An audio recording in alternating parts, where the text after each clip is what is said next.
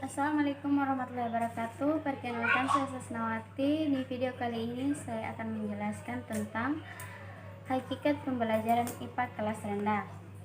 IPA adalah ilmu yang mempelajari peristiwa-peristiwa yang terjadi di alam. IPA berhubungan dengan cara mencari tahu tentang alam secara sistematis. Sehingga IPA bukan hanya penguasaan kumpulan pengetahuan yang berupa fakta-fakta, konsep-konsep, atau prinsip-prinsip saja, tetapi juga merupakan suatu proses penemuan. Hakikat pembelajaran IPA: 1. IPA sebagai produk. 2. IPA sebagai proses. 3. Sikap ilmiah. Yang pertama, saya akan menjelaskan IPA sebagai produk. IPA sebagai produk adalah kumpulan hasil kegiatan dari para ahli saintis sejak berabad-abad yang menghasilkan berupa fakta, data, konsep, prinsip, dan teori-teori. Jadi, hasil yang berupa fakta yaitu dari kegiatan empiris berdasarkan fakta atau yang benar-benar terjadi. Sedangkan data, konsep, prinsip, dan teori dalam IPA merupakan hasil kegiatan analitik atau yang belum pasti. IPA sebagai produk juga terbagi menjadi beberapa bagian. Yang pertama, fakta dalam IPA. Fakta dalam IPA adalah pernyataan-pernyataan tentang benda-benda yang benar-benar ada atau peristiwa yang betul-betul terjadi dan sudah dikonfirmasikan secara objektif, atau disebut sesuatu yang dapat dibuktikan kebenarannya. Misalnya, air membeku dalam suhu 0 derajat Celcius.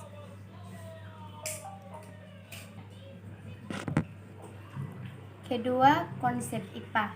Konsep IPA adalah merupakan penggabungan ide antara fakta-fakta yang berhubungan yang satu dengan yang lainnya. Misalnya, makhluk hidup yang dipengaruhi oleh lingkungan. Yang ketiga, prinsip IPA. Prinsip IPA adalah generalisasi atau kesimpulan tentang hubungan di antara konsep-konsep IPA. Prinsip bersifat analitik dan dapat berubah apabila observasi baru dilakukan. Sebab prinsip yang bersifat tentatif atau belum pasti, misalnya udara yang dipanaskan memuai, adalah prinsip penghubungan konsep udara panas pemuaiannya.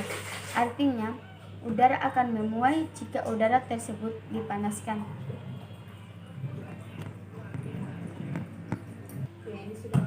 Selanjutnya, hukum alam. Hukum alam adalah prinsip-prinsip yang sudah diterima meskipun juga bersifat tentatif, tetapi karena mengalami pengujian yang lebih keras daripada prinsip, maka hukum alam bersifat lebih kekal. Misalnya, hukum kekal energi. Selanjutnya, teori ilmiah. Teori ilmiah adalah merupakan kegiatan kerangka yang lebih luas dari fakta-fakta, data-data, konsep-konsep, dan prinsip-prinsip yang saling berhubungan. Teori ini dapat berubah jika ada bukti yang berlawanan dengan teori tersebut. Misalnya, teori meteorologi membantu para ilmuwan untuk memahami dan bagaimana kabut dan awan terbentuk. Selanjutnya, kita berpindah ke bagian poin kedua, yaitu IPA sebagai proses. IPA sebagai proses adalah strategis atau cara yang dilakukan para ahli saintis dalam menemukan berbagai hal tersebut sebagai implikasi adanya temuan-temuan tentang kejadian-kejadian atau peristiwa-peristiwa alam. Jadi, dalam prosesnya kita bisa berpikir dalam memecahkan suatu masalah yang ada di lingkungan. Melalui proses ini kita bisa mendapatkan temuan-temuan ilmiah yang bertujuan berupa kegiatan ilmiah yang disebut penyelidikan ilmiah. Tahap penyelidikan ilmiah. Penyelidikan ilmiah terbagi menjadi 7 tahap, diantaranya 1. Observasi atau pengamatan, yaitu kegiatan yang dilakukan dengan menggunakan panca indera. 2. Prediksi, yaitu memperkirakan apa yang akan terjadi berdasarkan kecenderungan atau pola hubungan yang terdapat pada data yang diperoleh. Ketiga, interpretasi, yaitu penafsiran terhadap data-data yang telah diperoleh dari hasil pengamatan. Keempat, merencanakan dan melaksanakan penelitian eksperimen, tahap-tahap penelitian. Kelima, mengendalikan variabel yaitu mengukur variabel sehingga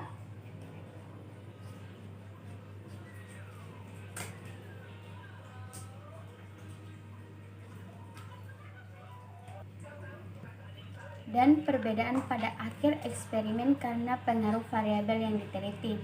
Keenam, hipotesis, yaitu suatu pernyataan berupa dugaan sementara tentang kenyataan-kenyataan yang ada di alam melalui perkiraan. Ketujuh atau terakhir merupakan kesimpulan, yaitu hasil akhir dari proses pengamatan. Selanjutnya, poin ketiga yaitu IPA sebagai sikap ilmiah.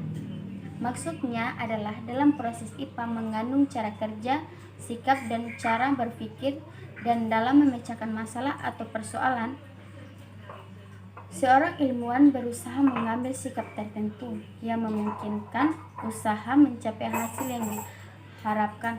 Sikap ini dinamakan sikap ilmiah. Sikap ilmiah. Menurut Wayne Harley dan Hendro Darmojo, sikap ilmiah yang dapat dikembangkan pada anak SD yaitu sikap ingin tahu, sikap ingin mendapatkan sesuatu yang baru, sikap kerjasama, sikap tidak putus asa, sikap tidak berprasangka, sikap mawas diri, sikap tanggung jawab, sikap berpikir bebas, sikap kedisiplinan diri. Adapun sikap ilmiah lain yang muncul dari hasil pengamatan atau observasi yang sekarang yang lebih dikenal sebagai karakteristik adalah jujur, teliti, cermat. Tujuan pelajaran IPA di SD.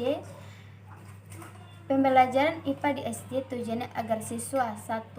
Mengembangkan rasa ingin tahu dan suatu sikap positif terhadap sains, teknologi, dan masyarakat. 2. Mengembangkan keterampilan proses untuk menyelidiki alam sekitar, memecahkan masalah, dan